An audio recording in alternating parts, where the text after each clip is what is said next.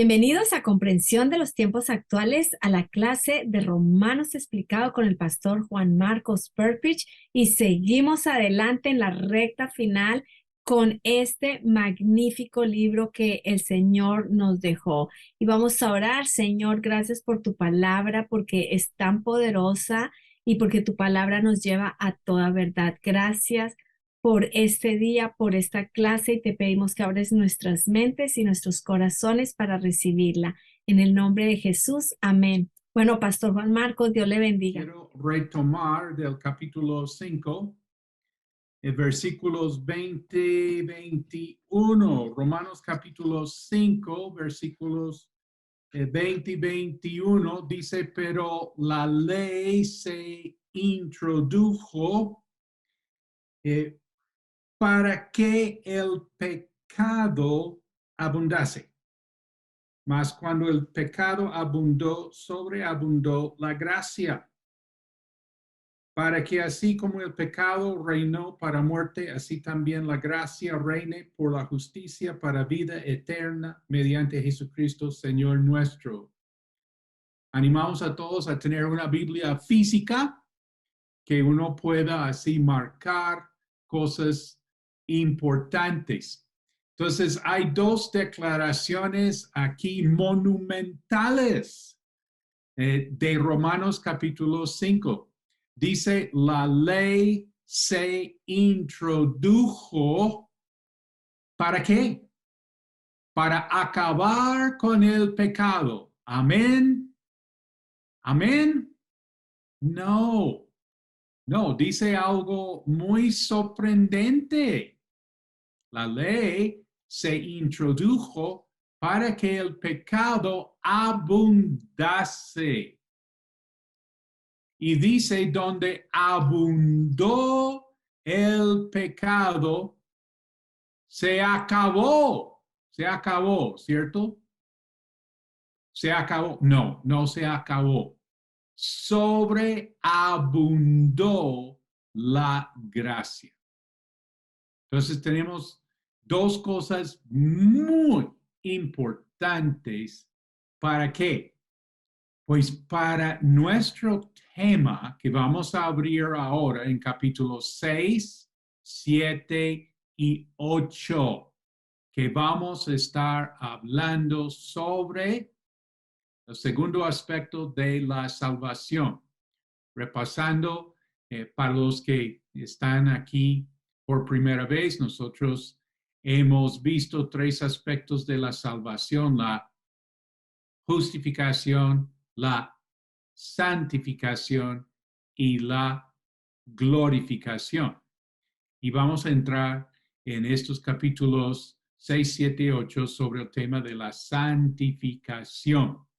La ley se introdujo para que el pecado abundase, y donde abundó el pecado, sobreabundó la gracia. Entonces, surge la pregunta: si sobreabunda la gracia, quiere decir que Dios me ama. ¿Alguien está agradecido que Dios nos ama? Bueno, dice la Biblia que donde el pecado abundó, sobreabundó la gracia. Entonces la pregunta es que si Dios me ama, si Dios siempre me ama, si siempre Dios me ama, si Dios siempre me perdona. ¿Hay alguien aquí quien ha sido perdonado? Ah, bueno, pero siempre, siempre. Bueno, entonces la pregunta es, si Dios me ama siempre, si Dios siempre me perdona, ¿por qué no seguir pecando? Es una pregunta lógica. Tarde o temprano, alguien tiene que poner esa pregunta. Y el mismo apóstol Pablo anticipa que la gente va a estar pensando esto. Ay, bueno, sobreabundó la gracia. Buenísimo, porque no seguir pecando. Entonces, ya entramos en capítulo 6. Romanos 6:1, ¿qué pues diremos? ¿Perseveraremos en el pecado para que la gracia abunde? Si una persona persevera en el pecado, una vez más voy a preguntar, ¿abundará la gracia? Otra vez, si una persona persevera en el pecado, de pronto tú sabes de alguien quien está en el pecado, perseverando en el pecado. Si una persona persevera en el pecado, ¿abundará la gracia?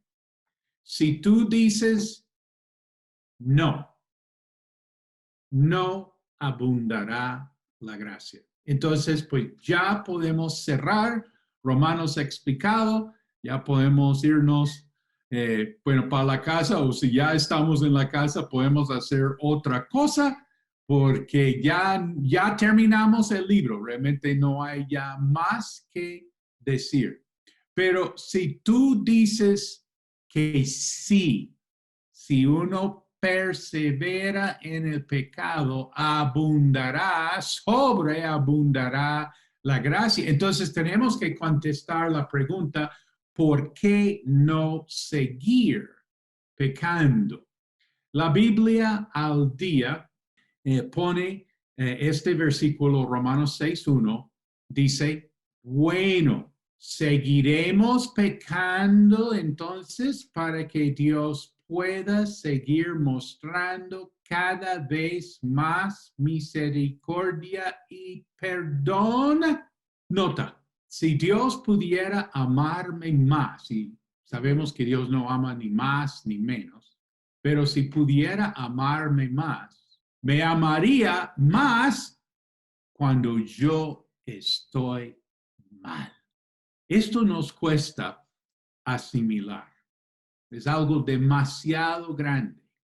Una vez preguntamos a un niño de 5 años, un niño de la iglesia, le preguntamos si Dios ama a las buenas personas. El niño de la iglesia dijo que sí, que Dios ama a las buenas personas. Entonces le preguntamos al niño si Dios ama a las malas personas. Y el niño de la iglesia dijo, no mucho.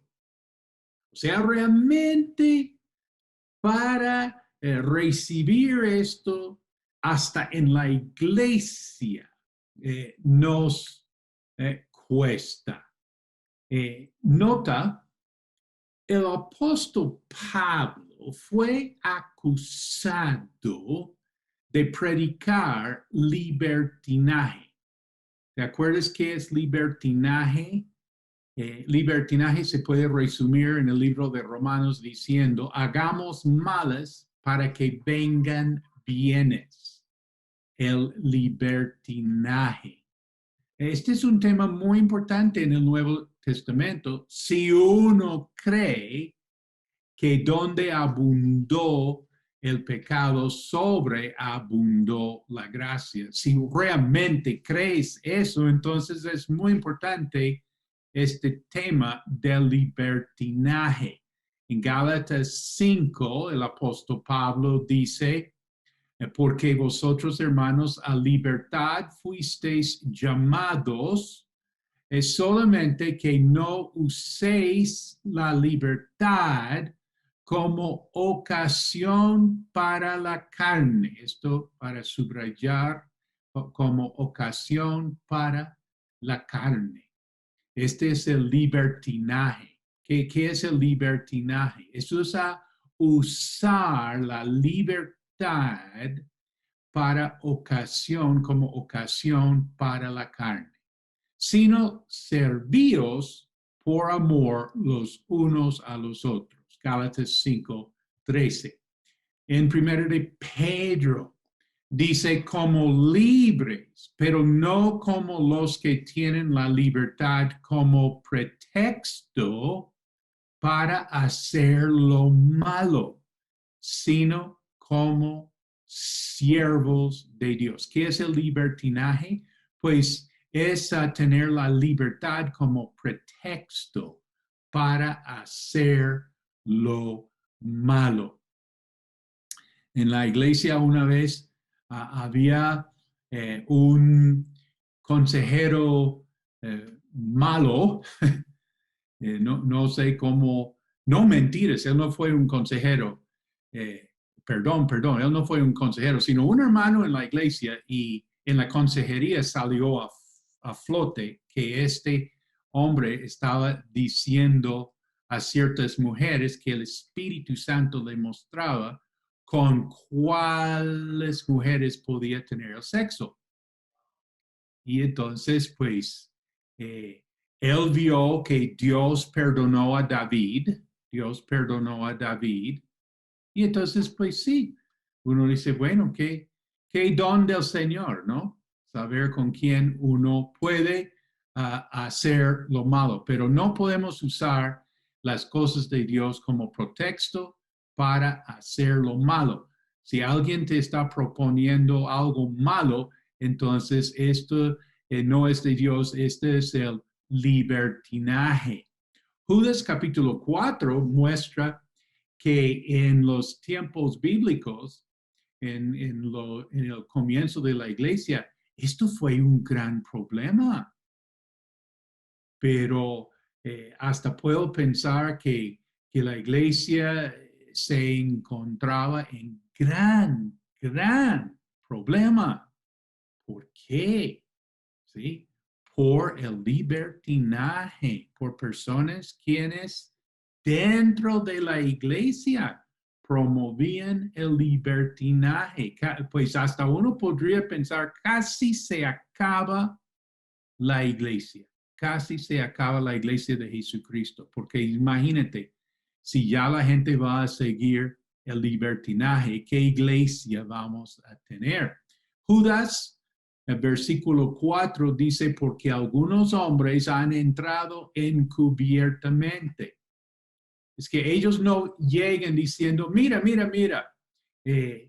que puedes ser cristiano y hacer lo que quieres. Ellos no dicen eso así de frente, pero es lo que realmente están promoviendo, porque algunos hombres han entrado encubiertamente, los que desde antes habían sido destinados para esta condenación, hombres impíos. O sea, tranquilo que Dios los tiene muy en la vista. Y bueno, dice que convierten en libertinaje la gracia de nuestro Dios. ¿Y qué más hacen? Bueno, y niegan a Dios, el único soberano, y a nuestro Señor Jesucristo. Aquí podemos ver cómo es la apostasía.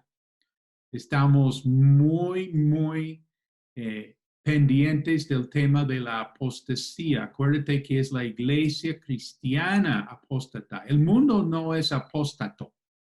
No, el mundo nunca ha tenido la verdad. Entonces, no es el mundo. No estamos preocupados por el mundo. Sabemos por dónde va el mundo. Estamos preocupados por la iglesia. ¿Por qué? Por la apostasía. ¿Y cómo es la apostasía? Pues hay dos elementos claves en la apostasía. Primero, el libertinaje. El libertinaje, todo lo que estamos viendo aquí. Es decir, que uno puede ser cristiano y hacer lo que quiera, ¿sí? Pues yo soy salvo, yo siempre soy salvo, ya, ¿sí? O sea, eso sí, yo puedo hacer lo que quiera. Ese es el libertinaje. Y el otro peligro, saliendo un poquito del tema ahora, es el ecumenismo. El ecumenismo, donde podemos llegar a Dios por diferentes caminos, por diferentes religiones. Negando a Dios el único soberano y a nuestro Señor Jesucristo, negando que Jesucristo es el camino, el único camino. Nadie viene al Padre por mí. O sea, cuando la iglesia ha perdido, digamos, la sana doctrina de Romanos, entonces vamos a tener el libertinaje y vamos a tener el ecumenismo.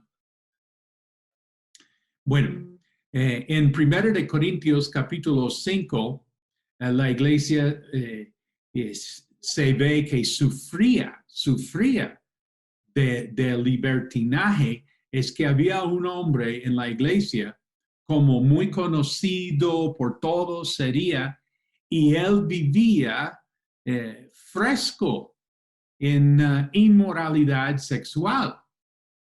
Y a tal punto que hasta gente en el mundo hablaba de él. Tenía una fama dentro y fuera de la iglesia, imagínate. Y la iglesia, ¿qué? Pues la iglesia en gran peligro, porque la iglesia orgullosa, una iglesia orgullosa, felices de su tolerancia. ¿Sí? Esto es otra señal de la apostasía. Es que pensamos más en la tolerancia. La tolerancia es el valor supremo de este mundo, la tolerancia. Bueno, ese es otro tema. En realidad el mundo no tiene tolerancia, porque el mundo es que tener tolerancia es que cuando algo que para ti está mal, pero tú manejas por amor y con paciencia y con calma esa situación. Nosotros sí hemos de ser tolerantes. Realmente una persona en el mundo pues no es tolerante porque a él no le parece mal. Dice, pues, ¿cuál es el problema? Pero él realmente no es tolerante, ¿sí? Pero bueno, libertinaje, ecumenismo, tolerancia, todo esto. Entonces, volviendo, la pregunta es, ¿qué nos detiene de pecar? Perseveraremos en el pecado para que la gracia abunde. ¿Qué nos detiene de pecar? Y la respuesta que Pablo da, la respuesta es que hemos muerto al pecado. Los que hemos muerto al pecado, ¿cómo? Viviremos aún en él. Romanos 6:2. En ninguna manera. Ponle cuidado. Cualquier enseñanza que nos permite, nos anima a pecar, eso no es de Dios en ninguna manera. Si pensamos que porque tenemos la gracia de Dios sobreabundando en nuestra vida, que ya tenemos permiso, tenemos licencia para pecar, no, en ninguna manera. Porque los que hemos muerto al pecado, ¿cómo viviremos aún en él? Nota, el cristiano genuino, verdadero, tiene un cambio en su vida. ¿Y cuál es el cambio? Pues que hemos muerto al pecado. ¿Cómo sabemos si hemos muerto al pecado? ¿Yo he muerto al pecado? ¿Tú has muerto al pecado? ¿Quién ha muerto al pecado? ¿Cómo podemos saber que hemos muerto al pecado? ¿Qué es morir al pecado? Bueno, primero, morir al pecado significa, este es el cambio en mi vida, que ahora no quiero pecar. No quiero pecar. Al inconverso, pues no le importa, o si le importa, si se siente remordimiento. Remordimiento es la tristeza que uno siente. ¿Alguien alguna vez se ha sentido mal porque le han pillado en su maldad? Ese es un remordimiento. Uno, cómo lamenta lo que hizo porque se lo descubrieron, ¿sí? Pero el punto es que cuando uno es inconverso, uno aprende a manejar, a convivir con su remordimiento. Pero el cristiano sí es diferente. Yo no quiero pecar. Les conté que una mamá muy triste contaba a mi esposa que la hija le había dicho, pues yo no soy cristiana, ¿sí? O sea, yo hago como yo quiero. Entonces, pues la mamá, muy triste, y mi esposa le dijo, bueno, a lo mejor su hija tiene la razón. Pero ¿cómo así, pastora? Porque la hija, la niña, tú sabes que nació en la iglesia, fue presentado al Señor y estuvo en escuela dominical, en el club de los niños y el programa de los jóvenes, etcétera, etcétera. Y ahora sale con que no es cristiana. Pues, pues, pues, ¿qué hacemos? ¿Sí? Porque la marca, la distintiva de un cristiano, según el libro de Romanos, es que hemos muerto al pecado. ¿Qué quiere decir? Pues no queremos pecar. No quiero pecar. Un pastor le dijo un hombre dijo a su pastor, pastor, el Espíritu Santo no está conmigo. Y el pastor le preguntó, ¿por qué dices eso? Pastor, porque cada vez que peco me siento mal. Ah, no, eso más bien muestra que el Espíritu Santo está con usted. Agradezca que se sienta mal. Eso sí, es muestra que Dios está con nosotros. Una joven quien recibió a Cristo en el grupo de jóvenes los sábados, un sábado pues ya se eh, hizo su decisión por Cristo, y el viernes siguiente pues ella tenía como un estilo de vida. Yo ya les conté de mi testimonio muy parecido, que unos días vivía como en cosas de Dios y otros días en cosas del mundo. Y pues ella tenía en su calendario los viernes para estar en reuniones sociales, digamos fiestas ahí con otros jóvenes, y el sábado para estar en el grupo de jóvenes en la iglesia. Y entonces, pues iba así un rato. Tú sabes que hay personas en la iglesia quienes están viviendo con un pie en el reino de Dios y otro pie en este mundo. Y entonces, pues ahí están, yo viví eso, y por eso, bueno, yo creo que puedo tolerar a otras personas que también están pasando por estas. Y ella contó, fue ella que contó eso, porque nosotros, ¿cómo sabríamos eso? Es que ella contó que el sábado después, perdón, el viernes después de su sábado, ¿qué? ¿Cómo fue? Sí, el viernes en su fiesta mundana, después del sábado en las cosas de Dios, ella dijo que estaba ahí en una reunioncita informal hablando, pues no estaban haciendo nada malo, pues sí, estaban hablando, ¿qué? Estaban hablando cosas con los amigos, hablando nomás. Y ella que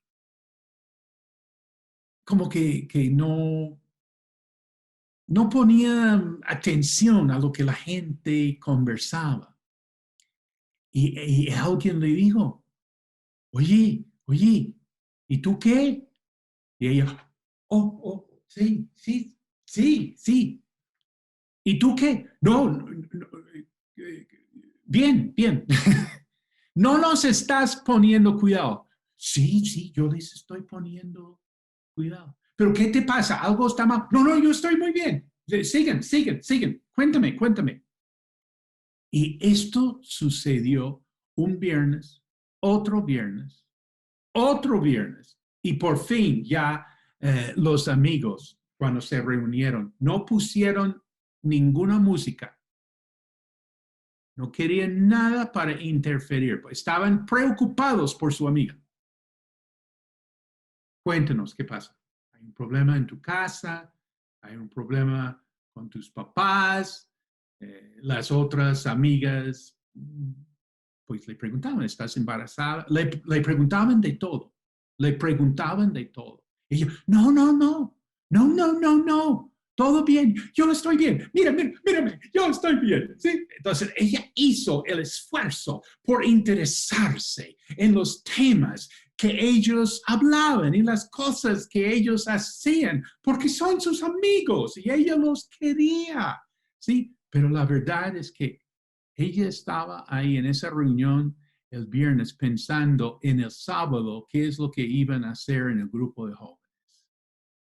Es que ya ella quería otra cosa en su vida. Dice la Biblia que ha habido un cambio en nosotros. ¿Qué? ¿Cuál cambio? Hermano, hemos muerto. Hemos muerto al pecado. ¿Y qué quiere decir eso? Pues quiere decir que ya no queremos pecar. No quiere decir que nosotros ya seamos perfectos, porque vamos a ver que este capítulo 6 va para largo. ¿Estás preparado para capítulo 6? Porque ese es un tema grande. Nosotros todavía no somos perfectos, ¿ves? Tenemos muchas cosas para tratar, pero el punto es que ya en quién soy yo, tengo que ser fiel con mí mismo. Tengo que ser yo mismo, no puedo ser para los demás, ¿sí? Es que ya no quiero pecar. Y segunda evidencia de que hemos muerto al pecado es que quiero hacer la voluntad de Dios. Bueno, en mi testimonio, yo siempre, desde que puedo recordar, quería hacer la voluntad de Dios desde pequeñito, desde niño. ¿Y cómo sería eso? Pues yo creo que eso es por la mamá.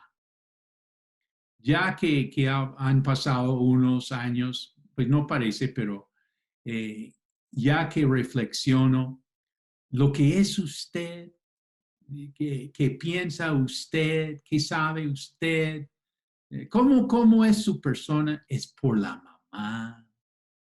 Ya, es la mamá. Y pues mi mamá inculcó en nosotros, pues, bíblicamente hablando, un temor de Dios, un querer hacer la voluntad de Dios. Qué lindo, ¿no? Y otra cosa fue en el colegio, yo me acuerdo una monja contando historias de misioneros.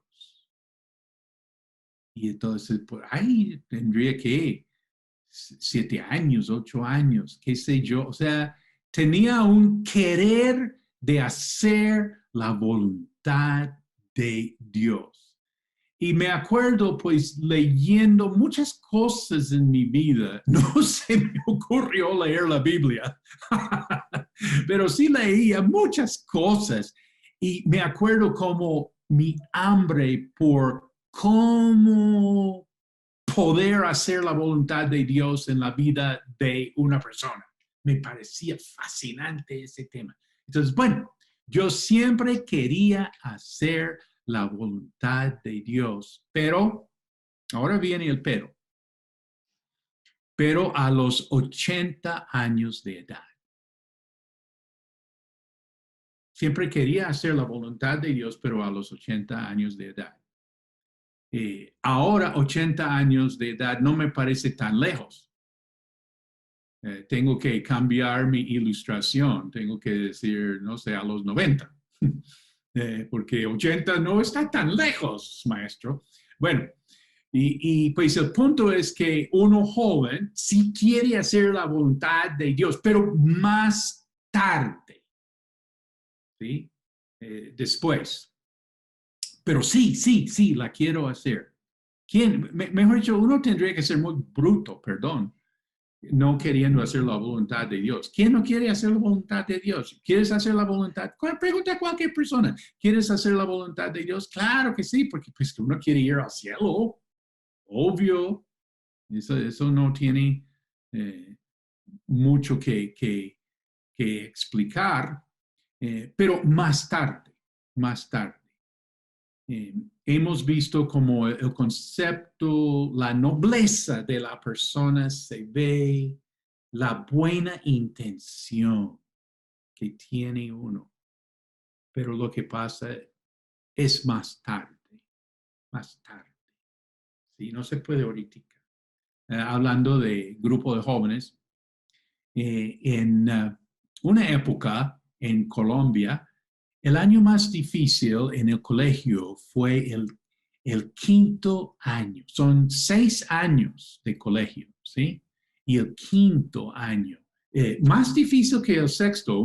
Yo siempre preguntaba, ¿pero no es el sexto año más difícil? No, es el quinto año, pastor, ¿sí? Y bueno, o sea, unas materias muy fuertes, unas cuestiones, qué sé yo, unas presiones y no, el quinto año. Uno podría ser cristiano primer, segundo, tercer, cuarto y sexto año, pero el quinto año sí era muy difícil ser cristiano.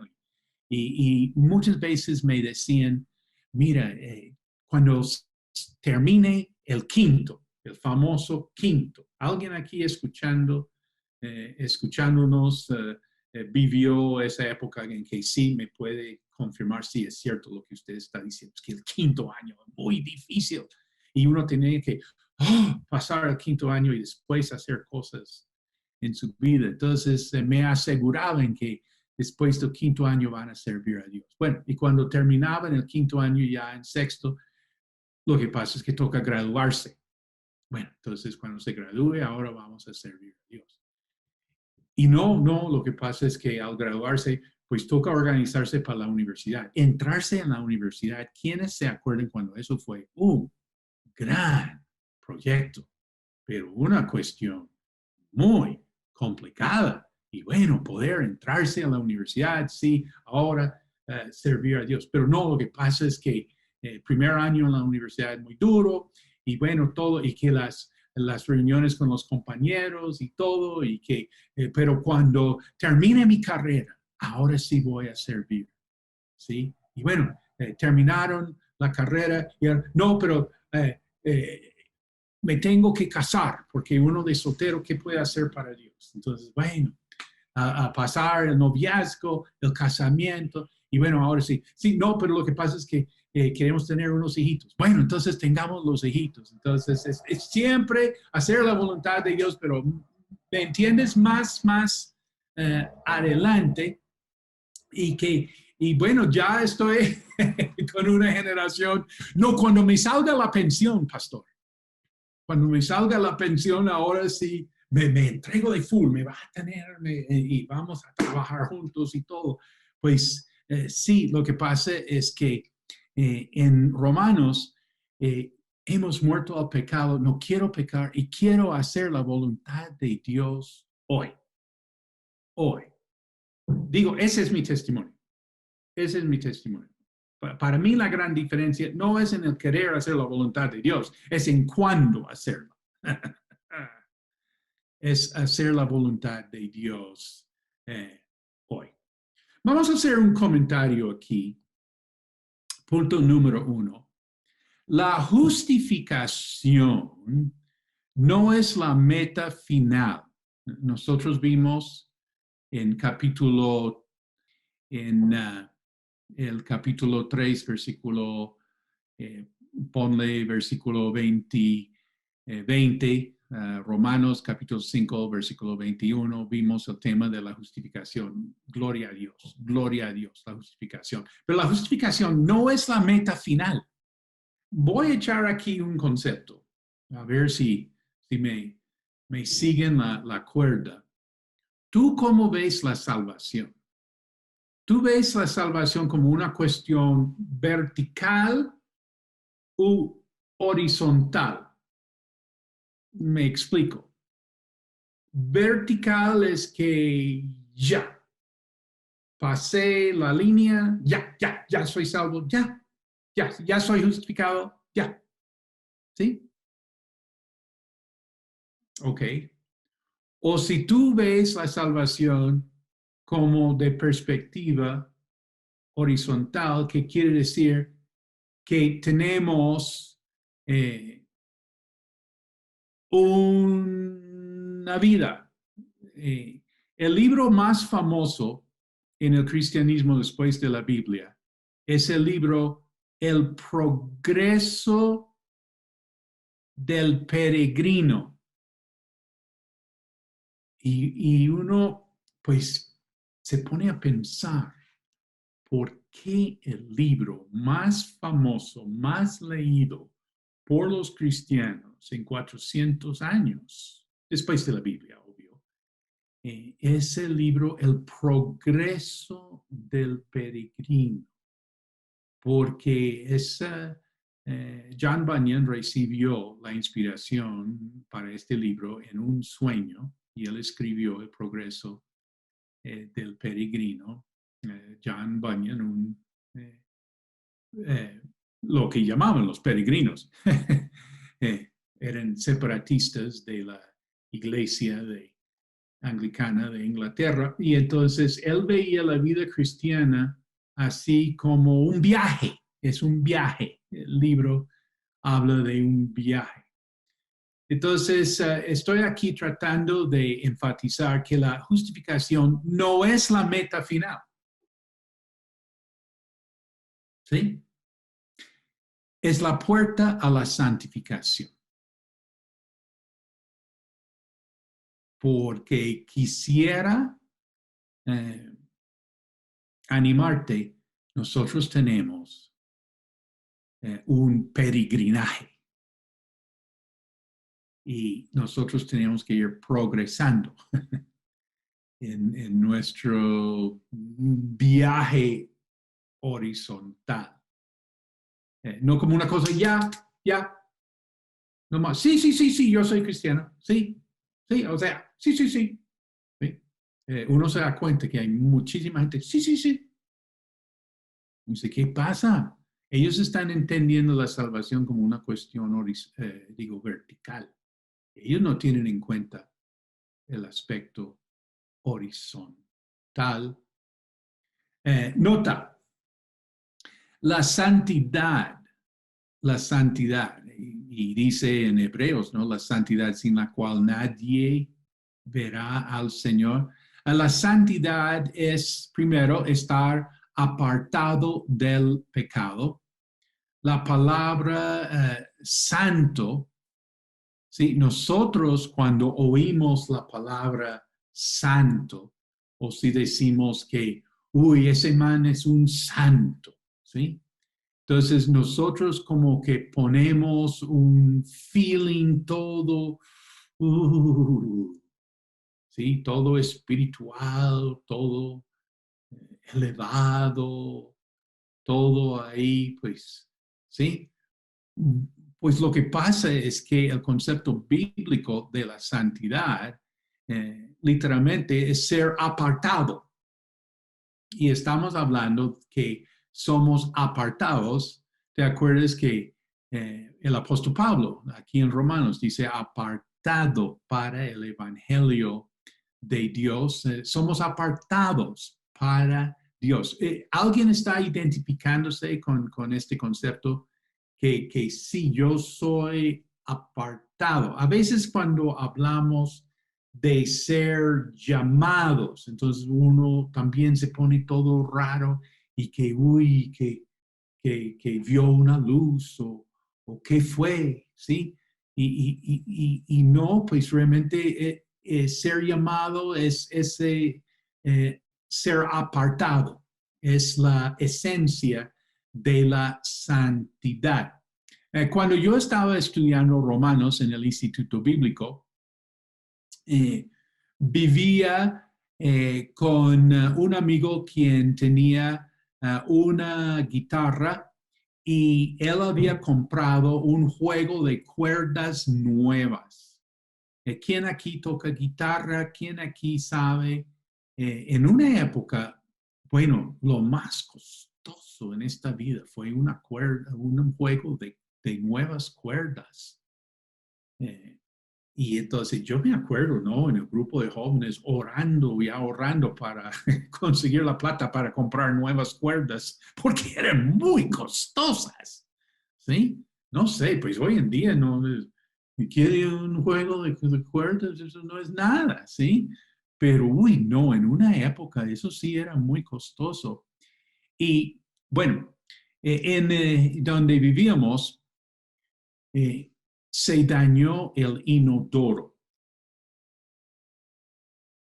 ¿Y cuál es el daño más común con un inodoro? Es cuando uno baja el agua, entonces está sueltico la palanca, ¿sí? ¿Sí? Y eso es terrible porque no se puede bajar el agua. Pero el remedio es sencillo, es que se gastó, se partió una cuerdita ahí. ¿Saben a dónde voy? ¿Saben a dónde voy? Pues yo cogí una cuerda nueva que mi amigo tenía el jueguito de cuerdas y para arreglar el inodoro. Y cuando él pilló que faltaba una cuerda, y pues me preguntó, oye, ¿tú sabes qué? Y yo, sí, claro, ¿ves? Y ves que el inodoro funciona. ¿Qué? Y levantó la tapa y vio su cuerda en el inodoro. Y él dijo, esa cuerda no fue comprada para ser metida en un inodoro. ¿Sí? Bueno, ¿qué estaba diciendo? Estaba diciendo que esa cuerda era santa, era apartada, tenía otro propósito. Yo creo que nosotros podemos sacar mucha aplicación. Hablando de la santidad, significa que nosotros somos apartados, pues apartados del pecado para Dios. Pero a lo que quería llegar aquí eh, es el segundo aspecto de la santidad, que no es solamente ser apartado del pecado, es ser como Jesucristo. Lo que pasa es que una persona puede ser muy santa en que no peca, no está haciendo maldades según la ley de Dios, que es la mejor manera de medir. Pero lo que pasa es que no es como Jesús. Este es el reclamo que hizo Jesucristo a los fariseos. Dijo, no, pues ustedes tienen todo muy bien organizadito ahí, pero ¿qué es lo que no tienen? ¿Qué es lo que no tenían? ¿Qué es lo que no tenían los fariseos? ¿Sí? Y ponle cuidado porque nosotros muy fácilmente podemos ser fariseos, siglo XXI. En la iglesia podemos ser unos fariseos maravillosos. ¿Qué es lo que no tenían los fariseos en la Biblia? Jesús les dijo, ustedes no tienen el amor de Dios. Entonces, si vamos a hablar de la santidad, entonces vamos a hablar de dos aspectos, ser apartado del pecado y ser como Jesucristo. Bueno, segundo comentario, la fe sola, la fe sola justifica, pero la fe que justifica no está sola. ¿Quién enfatizó que la fe, sola fe? ¿Quién enfatizó la fe sola justifica? ¿Quién enfatizó eso? ¿Cuál reformador? ¿Sí? Martín Lutero. ¿Sí? Por eso tenemos lo que llamamos la reforma protestante. La fe sola, sola fe. La fe sola, y estamos comentando aquí que la fe sola justifica, pero la fe que justifica no está sola. Un texto muy importante para enfatizar eso es de Efesios, capítulo 2, versículo 8 a 10. Dice, porque por gracia sois salvos. Mencionamos que la gracia es la provisión de Dios para la necesidad del hombre en Cristo Jesús. Dice, por gracia sois salvos por medio de la fe. Acuérdate que siendo súper de análisis, que la fe no nos salva. ¿Qué es lo que nos salva? Es la gracia, ¿sí? Porque uno puede tener mucha fe en muchas cosas que no son, ¿sí? Y hay gente que cree más en su religión que los cristianos, pero no son salvos, ¿sí? Es la gracia que nos salva, pero es por medio de la fe. Ya comentamos, ¿no? Que la fe es creer que lo que Dios ha dicho en su palabra es verdad, porque por gracia sois salvos por medio de la fe, y esto no de vosotros. Hago un paréntesis aquí. Cuando yo primero llegué a los pies del Señor, en una iglesia predicaron que lo que no es de nosotros es la fe. Y entonces una prédica así, toda la predicación que la fe no es de nosotros. Y yo me acuerdo pensando, yo necesito estudiar la Biblia más, porque algo aquí está en una buena iglesia, una iglesia de sana doctrina, todo lo que tú quieres, ¿sí? Pero algo ahí como chueco, ¿sí? Y uno dice, pero ¿cómo uno se mete ahí a decir que la fe no es de nosotros? Bueno, aquí está diciendo, ¿no? Porque por gracia sois salvos por medio de la fe, y esto no de vosotros. Entonces, en este momento, no estamos en el libro de Efesios, pero simplemente a mencionar que la gracia no es de nosotros. La fe sí es de nosotros. Bueno, entonces dice, y esto no de vosotros, o sea, la gracia no es de nosotros, la provisión no es de nosotros. ¿Quién murió en la cruz por nuestros pecados? ¿Nosotros? No, esa provisión es de Jesucristo. Ok, y esto no de vosotros, pues es don de Dios, y tienes aquí para poner con marcadora, no por obras, no por obras para que nadie se gloríe. ¿Te acuerdas que vimos en Romanos 3 que ninguno se pueda jactar para que nadie se gloríe? Y dice, porque somos hechura suya, creados en Cristo Jesús para buenas obras, las cuales Dios preparó de antemano para que anduviésemos en ellas. Entonces, quieres marcar ahí, no por obras, para buenas obras. Otra vez, ¿te acuerdas de esa línea vertical? ¿Sí? Esa línea horizontal, ¿sí? No por obras. Nosotros no vamos a llegar, no vamos a llegar a ningún lado por obras, olvídese. Pero estamos aquí para buenas obras. Nosotros ya comentamos que muchas personas están regresando o llegando a convertirse al catolicismo porque enfatizan las buenas obras, ¿sí? Y que dicen que no, en la iglesia cristiana no hay como interés, no hay ánimo, son salvos y ya, así la gente se queda así. Pero ¿quién está haciendo en su vida? Es que nosotros por instinto sabemos que la salvación tiene que ser más que ir al cielo. Tiene que haber un cambio en tu vida, ¿sí? Tiene que haber una diferencia. Nosotros tenemos que resultar con algo. Cristo murió por nosotros. Entonces aquí tenemos, no por obras, para buenas obras.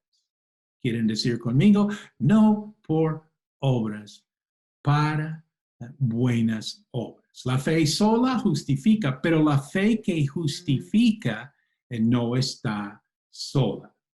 Nota, la fe no fingida produce santidad y buenas obras. Todo buen árbol da buen fruto. Entonces aquí en Romanos, Pablo está diciendo, los que hemos muerto al pecado. Nota, todos los cristianos sabemos que Jesús murió por nosotros. Mejor dicho, tú no puedes ser cristiano si no sabes eso, ¿sí? Y realmente es lo único que necesitas para ser salvo, es saber que Jesús murió por ti. Imagínate. Bueno, vamos a ver más adelante en el capítulo 10 que la salvación es más fácil que tú pienses. Y me encontré el otro día diciendo a las personas que ustedes piensan que esto es tan complicado, pero no. Cerca de ti está la palabra, está en tu boca, ¿sí? Dios no está lejos de ninguno de nosotros. Y me encontré diciendo, algunos de ustedes me van a decir, porque nadie les dijo que esto era tan fácil. Y nosotros hemos hecho realmente la salvación como todo una complicación. Bueno, todos los cristianos sabemos que Jesús murió por nosotros. Pocos cristianos saben que nosotros morimos con Cristo. Ese es el gran aporte de Romanos sobre la santificación. Pocos saben que nosotros morimos con Cristo. Gálatas 2:20, con Cristo estoy juntamente crucificado y ya no vivo yo, mas vive Cristo en mí, y lo que ahora vivo en la carne, lo vivo en la fe del Hijo de Dios, el cual me amó y se entregó a sí mismo por mí. En Juan capítulo 8, Jesús dijo a los judíos que habían creído en él, si vosotros permaneciereis en mi palabra, seréis verdaderamente mis discípulos y conoceréis la verdad. ¿Quieres subrayar? Conoceréis la verdad y la verdad os hará libres. ¿Cuál verdad? ¿Cuál verdad?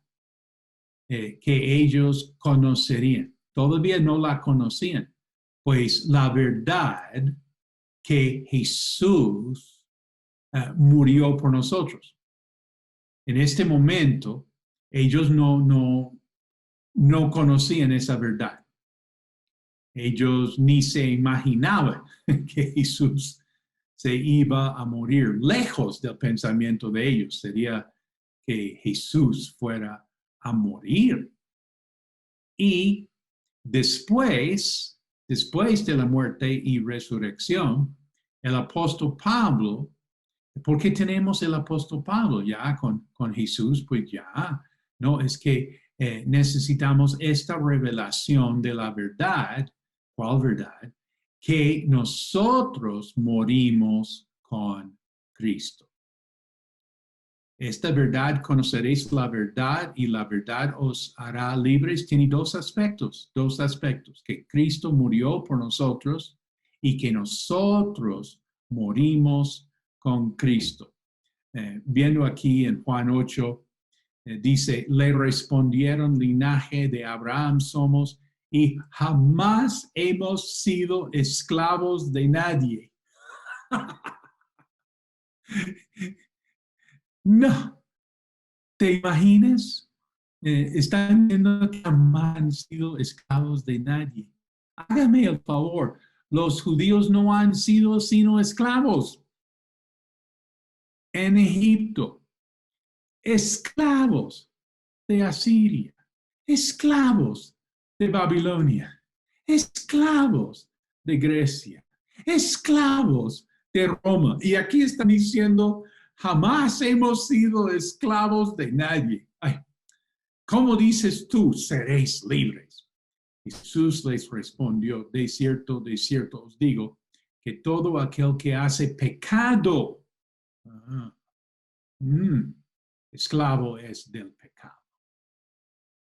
Así que si el Hijo os libertare, seréis verdaderamente libres. Mejor dicho, los discípulos no entendieron en este momento. Inclusive estos que habían creído en él terminaron ya para apedrearlo, porque pues todo se fue para abajo aquí cuando Jesús medio pone el tema de librarnos del pecado. Uy, no, eso sí, no les pareció, no les llamó la atención para nada, lo contrario.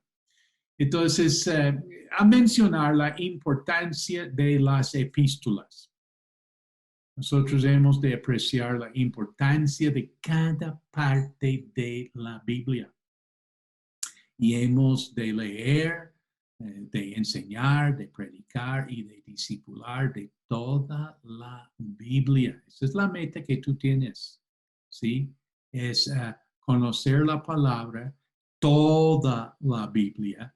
Y aquí ahorita estamos enfatizando en las epístolas y estamos enfatizando en Romanos porque precisamente tenemos aquí la verdad que nos hace libres. Una vez más, ¿cuál es? Que Cristo murió por nosotros, que nosotros morimos con Cristo.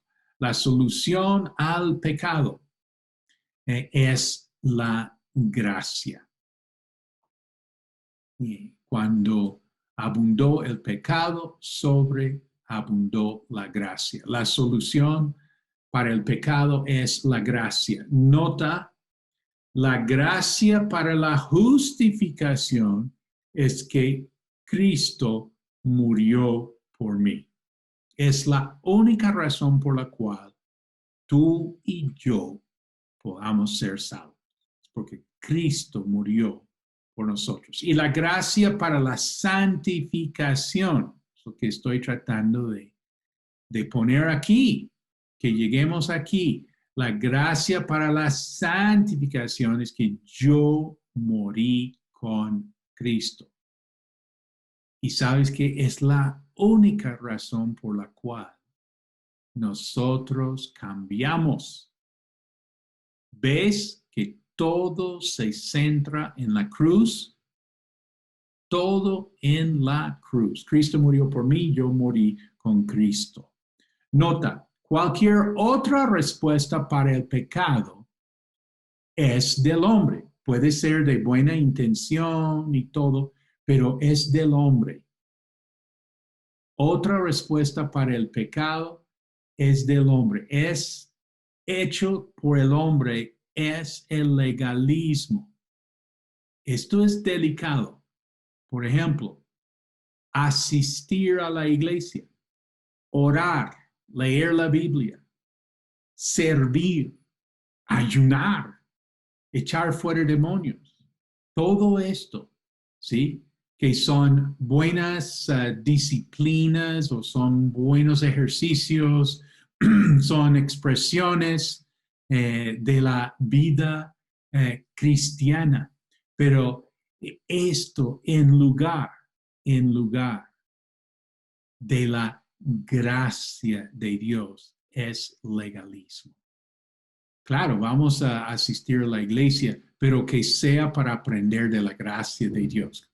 Obvio, vamos a orar, vamos a leer la Biblia, todo esto, pero que eso nos lleve, que nosotros sepamos conducir a las personas en nuestro seguimiento, consolidación, discipulado. Tenemos que ayudar a las personas, o estas cosas simplemente van a ser legalismos. Hablando de echar fuera demonios, en una iglesia había 3 hermanas quienes llegaron a los pies del Señor y 2 de ellas recibieron liberación, estilo, exorcismo, ¿sí? Y entonces, pues, ellas contaron que, mejor dicho, unas manifestaciones del demonio, pero tremendas, como de película, por decirlo.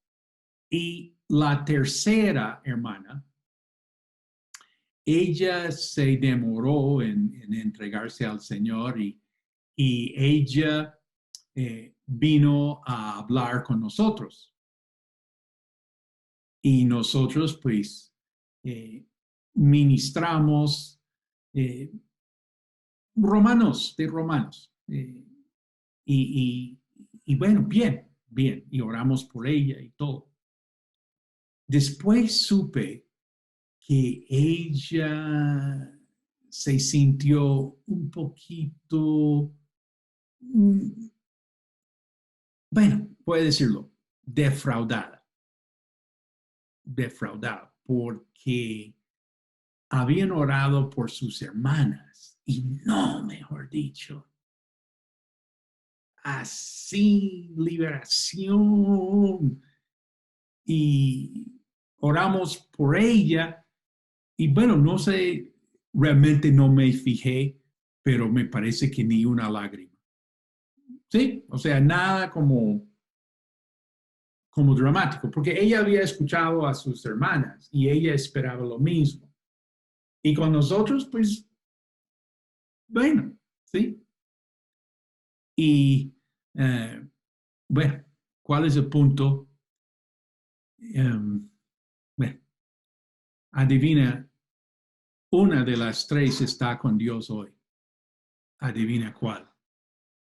Entonces, también Dios usa diferentes maneras, ¿no? De ministrar a las personas, pero me parece que es urgente, Romanos. Es urgente la verdad que nos hace libres. La verdad que Cristo murió por nosotros, que nosotros morimos con Cristo. Bueno, seguiremos pecando entonces para que Dios pueda seguir mostrando cada vez más misericordia y perdón. Por supuesto que no. ¿Seguiremos pecando ahora que no tenemos que hacerlo? Es la versión, la Biblia al día. Comentario número 1. El tiempo pasado. Cristo murió, pasado. Nosotros morimos, pasado. El tiempo pasado está hecho. Nosotros nos encontramos orando muchas veces. Dios, haz algo. Dios, haz algo. Pues lo que pasa es que ya hizo. ¿Y sabes qué? Él ya murió y no volverá a morir. Y nosotros morimos. ¿Sí? Es un hecho. Ya con Cristo estoy juntamente crucificado. Los que hemos muerto, pasado al pecado. Segundo, la naturaleza pecaminosa no murió. Ok, sorpresa. La naturaleza pecaminosa no murió. Yo morí. ¿Qué quiere decir para los que no entienden lo que estoy diciendo? Si no tienes ni idea de qué estamos hablando, quiere decir que todavía, por más cristiano que seas tú, todavía hay tentaciones. ¿Te acuerdas de la definición de la santificación? Que somos o que estamos siendo liberados, ¿alguien se acuerda? Del poder del pecado. O sea, el pecado todavía molesta. La naturaleza pecaminosa no murió, yo morí. Tercero, el momento en que yo creo el Evangelio, soy justificado y soy santificado en el sentido que soy apartado para Dios. Es que la santificación tiene su aspecto, que somos ya apartados, ya llamados, ¿sí? Y también tiene su aspecto progresivo. Entonces, en el momento en que creo, soy justificado, soy santificado y comienzo el proceso. ¿Te acuerdas? El progreso del peregrino. Número 4. Si realmente quiero vivir en el pecado, entonces, ¿a qué he muerto? En la consejería, cuando hablamos con las personas, es importante preguntar, pero tú, ¿qué es lo que quieres? ¿Sí? No lo que tus papás quieren o que otra persona quiere. ¿Tú qué es lo que quieres? Yo me acuerdo de un líder de jóvenes tan frustrado que le provocaba, mejor dicho, mandar todos los jóvenes, ¿cómo se dice? No decididos en la iglesia, mandarlos al mundo para que vean qué es lo que quieren. Bueno, nadie está riendo, pero eso es que es una frustración. Y uno dice, bueno, y te acuerdas, Elías el profeta dijo a Israel, ¿hasta cuándo claudicaréis? ¿Sí? O sea, decídense pues, si Baal es Dios, sirvan a él, pero si Jehová es Dios, entonces tenemos que servirle a él. Si realmente quieres vivir en el pecado, entonces ¿a qué has muerto? Comentario punto 5. Lo que estamos viendo aquí en Romanos 6 es la respuesta. Y esto funciona. Número 6. El significado del bautismo en agua es nuestra identificación con Cristo. Ese es el significado del bautismo en agua. Mira, hay que bautizarte. Y en la iglesia tenemos que tener bautismos. Recomiendo a los pastores programar bautismos. Uno dice, ay, sí, pastor, pero lo que pasa es que en realidad es que no tenemos personas para bautizar. Pero créeme, tú programas bautismos por fe. Alistas el tanque de agua y vas a ver que hay gente para bautizar. Dios va a mover cielo y tierra para que gente se bautice. Y nosotros ahí, realmente por falta de iniciativa o falta de fe o por desánimo o no querer gastar, en Bogotá uno no quiere gastar el agua, ¿sí? No quiere gastar el agua. El agua es muy costoso, ¿sí? La luz, ¿sí? Y entonces, pero no, tenemos que hacerlo 2 o 3 veces y vas a ver que Dios. Quiero oír testimonios que dicen, sí, pastor, programamos bautismos pensando que iba a haber muy poquitos. Imagínate cuántas personas llegaron. En la ceremonia del bautismo, acuérdate que nosotros tenemos 2 ordenanzas, no tenemos sacramentos. Si tenemos ordenanzas, ¿cuáles son las ordenanzas? El bautismo y la Santa Cena, ¿no? Entonces, en la ordenanza del bautismo, me gusta leer, adivina cuál parte de la Biblia. Ajá, Romanos 6, 1 al 4. Si has estado en un bautismo con nosotros, pues tú escuchaste Romanos 6, 1 a 4. Si fuiste preparado para tu bautismo, entonces te enseñaron Romanos 6, 1 al 4. Y me gusta preguntar a las personas antes de meterlos en el agua, ¿por qué te vas a bautizar? Que las personas pueden dar su razón.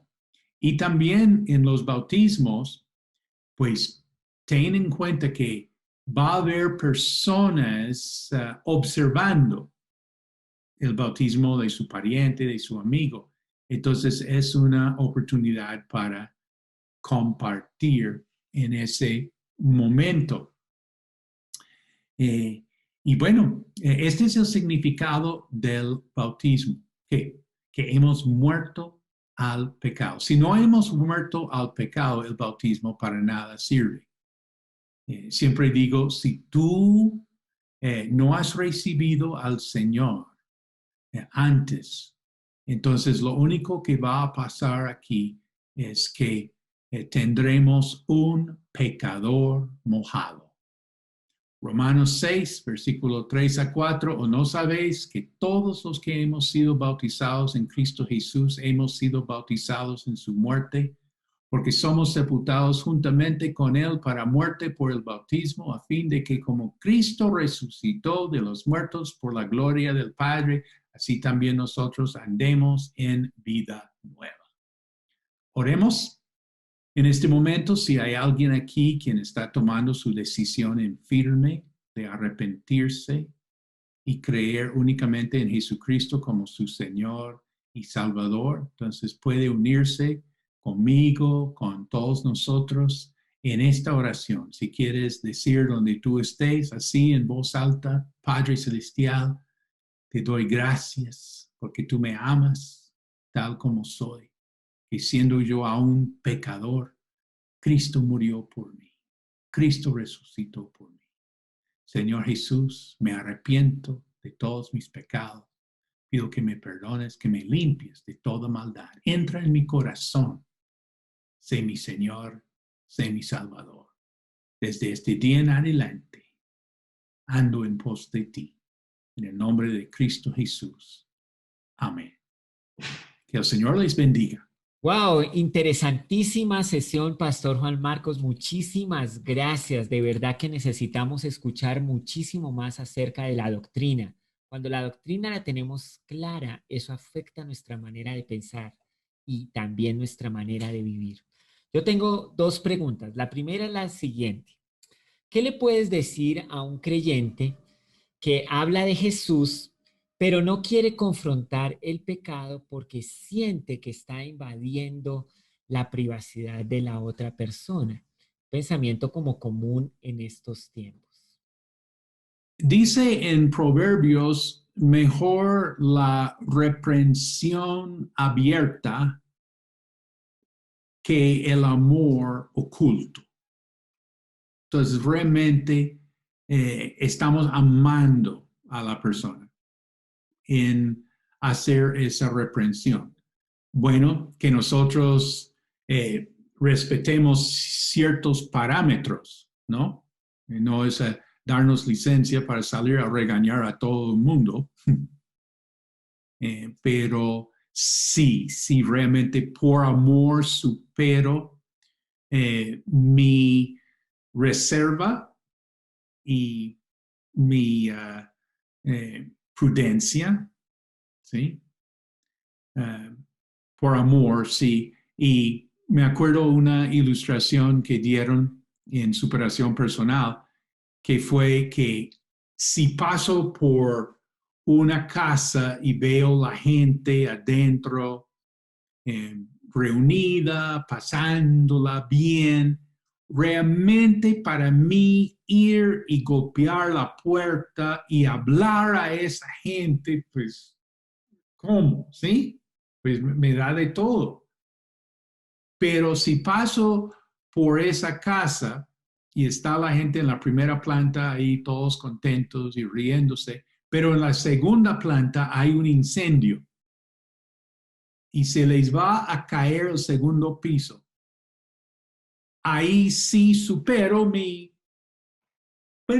timidez de ir y golpearles la puerta.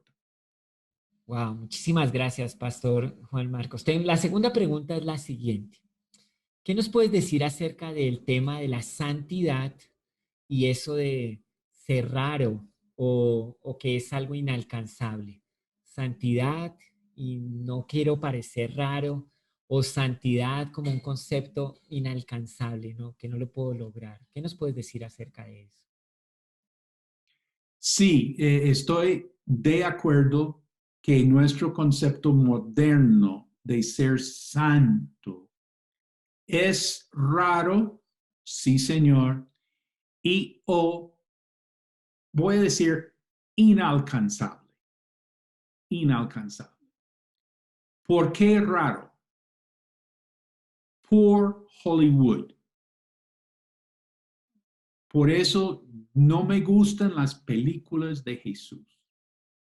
Mejor dicho, las veo obligado. Porque casi siempre Jesús es raro.